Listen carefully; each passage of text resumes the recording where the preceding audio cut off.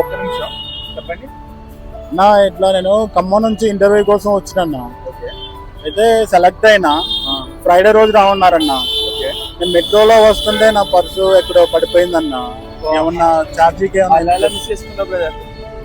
ఇక మెట్రోలో జారిపోయిందన్న. ఓకే ఎక్కడ వరకు వెళ్ళాలి మీరు? ఖమ్మం వెళ్ళాలన్నా. ఓకే 200 ఉంటే ఇస్తారా? అంటే మళ్ళీ నేను ఫోన్ పే చేస్తాను ఇంటికి వెళ్ళాక. అంటే 200 తో వెళ్తారా? ఖమ్మం సరిపోతుందా? అంటే 150 రూపీస్ ట్రైన్ కన్నా ఇక్కడ నుంచి సికింద్రాబాద్ వెళ్ళడానికి ఒక 50 రూపీస్ అవుతుంది అన్న. ఓకే బ్రదర్, మీ దగ్గర ఆన్లైన్ ఏమన్నా? ఆన్లైన్ చేస్తున్నా, అక్కడ క్యాష్ ఏం లేదు. క్యాష్ ఆన్లైన్ ఫోన్ పే ఉందన్న. ఓకే ఓకే అన్న, థ్యాంక్స్ అన్న. ఓకే చాలా థ్యాంక్స్ అన్న. ఓకే అన్న, థ్యాంక్స్ అన్న. అన్న ఇగో ఒక 50 ఉన్నాయి, అవి యూజ్ అయితే యూజ్ చేసుకో.